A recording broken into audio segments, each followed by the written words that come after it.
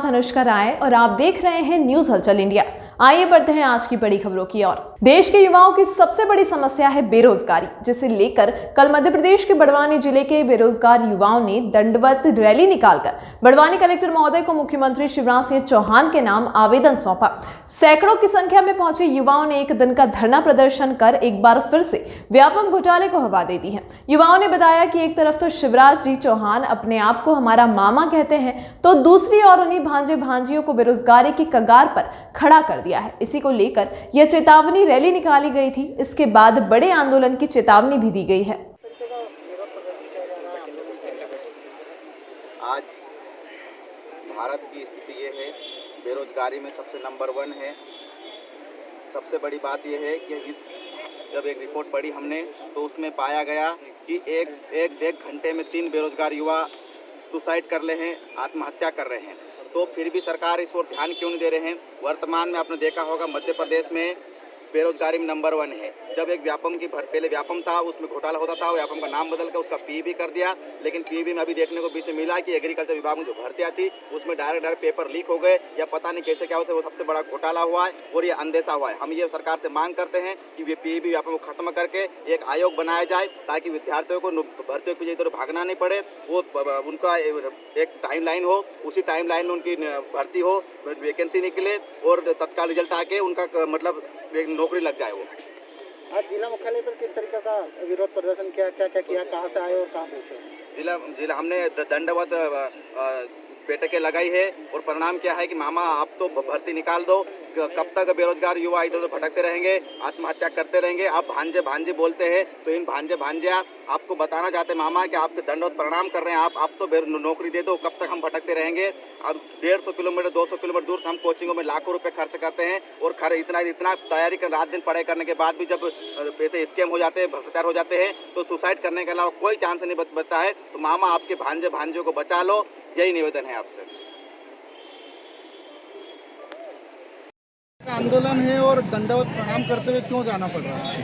दंडवत प्रणाम करके हम इसलिए जा रहे हैं क्योंकि पिछले कई दिनों से बेरोजगार महाआंदोलन चल रहा है, ट्विटर पर ट्रेंडिंग हो रहा है, सोशल मीडिया के माध्यम से बेरोजगार युवा बार बार आवाज़ उठा रहे हैं, लेकिन सरकारें किसी प्रकार से कानों में जू तक नहीं रहेंगे। हम बता रहे हैं कि अब तो आपको दंडवत प्रणाम करते, अब तो भर्तियाँ निकालो, कम से कम अब तो रोजगार दो इन बेरोजगारों को। कम से कम जो सुसाइड कर रहे हैं पूरे भारत में एक घंटे में 3 बेरोजगार युवा सुसाइड कर लेते हैं, कम से कम ये आंकड़ा तो कम हो। पहले हम किसानों से सुनते थे, सबसे बड़ी दुर्दशा ये थी कि किसान आत्महत्या करता है, लेकिन अब तो बेरोजगार भी आत्महत्या करते हैं। मध्य प्रदेश सरकार मामा शिवराज सिंह चौहान मुख्यमंत्री जी बोलते हैं कि मेरे भांजे और भांजी है ये, उसके भांजे और भांजे आज यहाँ ज्ञापन देने के लिए आए तो कलेक्टर साहब के पास इतना टाइम नहीं है कि वो आगे यहाँ पे ज्ञापन ले ले।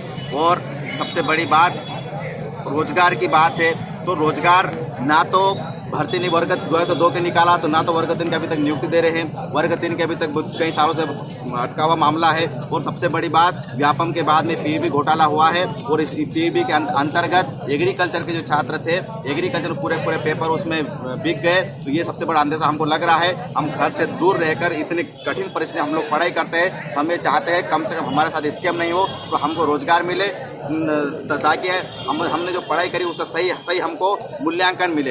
यहाँ पर ज्यादातर छात्र किस समाज से होते हैं? ये सभी समाज से हैं। यहाँ आदिवासी बाहुल्य क्षेत्र है। हाँ, आदिवासी बाहुल्य क्षेत्र है।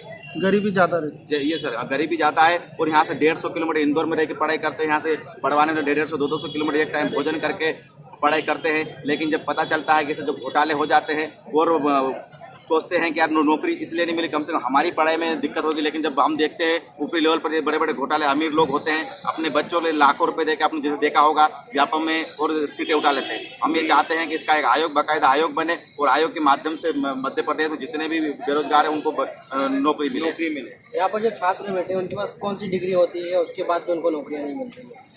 यहाँ पर होता है, यहाँ पे सभी प्रकार डिग्रीधारी है, मास्टर डिग्री भी है, बीएससी भी है, बैचलर भी है, एमए, एमएससी सभी प्रकार डिग्री वाले हैं, बीएससी एग्रीकल्चर वाले हैं और सभी मतलब लगभग सभी डिग्री वाले लोग हैं। और उसके बाद भी 8-8, 9-9 साल तैयारी करने वाले भी यहाँ छात्र हैं। 8-8, 9-9 साल 10-10 साल तैयारी करने के बाद भी उनकी जॉब नहीं लग रही है, ऐसे लोग भी हैं। क्या अभी किस तरीके का आंदोलन है? कलेक्टर नहीं आएंगे तो आगे क्या आपकी प्रतिक्रिया? हम मांग करते हैं कलेक्टर साहब आए, कम से कम कलेक्टर साहब आए, बात सुने हमारी, क्योंकि वो डायरेक्ट सीएम साहब से उनका प्रतिनिधि होते हैं, तो वो आए, कम से कम बात सुने और हमारी जो पीड़ा है उसको सीएम साहब तक ही पहुँचा के ज्ञापन देने आए थे। ऐसे हालत है तो बताए, वो बस हमारा इतना नहीं होता नहीं, कलेक्टर साहब ही ज्ञापन है। क्यों ऐसा कोई है जो राधे जाट एग्री अंकुरन वेलफेयर एसोसिएशन इंदौर से हैं और मध्य प्रदेश के समस्त कृषि छात्र संगठन हम लोग सभी जगह ये आंदोलन कर रहे हैं जो व्यापम में घोटाला हुआ। हमारे जो छात्र थे उन्होंने 10 और 11 फरवरी को एग्ज़ाम दिया और उसके कुछ दिन बाद ही हमको अंदेशा होने लगा कि इसका पेपर लीक हो गया है और हम लोगों ने जैसे ही व्यापम ने उस पर आंसर शीट डाली, हम लोगों के क्या होता है कि सबका एक दूसरे से लगाव होता है, तो हम लोगों ने उनके रोल नंबर और उनकी डेट ऑफ बर्थ निकाली और एक मनीष शर्मा और पवन शर्मा, ये जो चंबल संभाग के कुछ एक कास्ट विशेष लोग हैं, इनके जब मार्क्स देखे तो इन लोगों के जो मार्क्स थे वो 197, 198 और हम जैसे जो पढ़ने वाले छात्र थे उनके 145 ही रह गए। जिसके बाद आपको मैं बताना चाहूँगा कि मनीष शर्मा और पवन शर्मा जो 2013 में व्यापम घोटाला हुआ था, इसमें भी संलिप्त पाए गए थे। जो सीबीआई ने जब जांच की तो जब पीएमटी और पीईटी और पीएचडी में सब जगह बोला कि हमें ऐसे छात्रों की लिस्ट दे जो इसमें संलिप्त थे व्यापम घोटाले में, तो उसमें से जो कृषि महाविद्यालय ग्वालियर के डीन ने एक लिस्ट बनाई, उसमें 21 लोगों का नाम था। ये मनीष शर्मा और पवन शर्मा उसी में संलिप्त थे। और आप देखिए 13 के बाद उन्होंने और व्यापम को लिखने के बाद भी व्यापम ने पूरी बात को दबा दिया और इनने 4 साल की डिग्री जो होती है उसको इन्होंने 8 साल में किया और ये लोग अभी भी उसमें 197 मार्क्स ले। आपको बता रहा हूँ कि इसका पुख्ता सबूत ऐसे देना चाहता हूँ कि 197 नंबर क्या होता है कि आप सभी को पता है, इन जनरल आप जानते हो कि मध्य प्रदेश के मुख्यमंत्री शिवराज सिंह जी चौहान है और उसमें 4 ऑप्शन दिए कि नरेंद्र सिंह तोमर।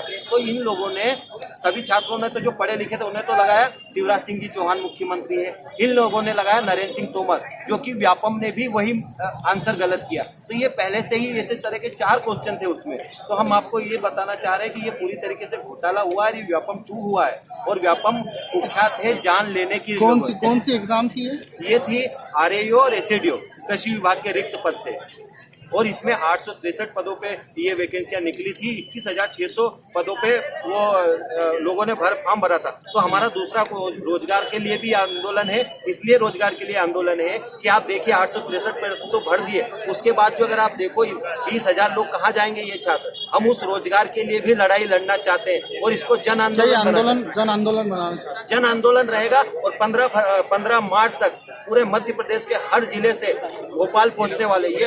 और अभी आप देखिए आज बड़वानी में ये आंदोलन चल रहा है, आपको झाबुआ में आज कलेक्टर का ऑफिस को ज्ञापन दिया है, झाबुआ में दिया है, तो हर जगह ज्ञापन दे हम लोग। अभी हम इंदौर से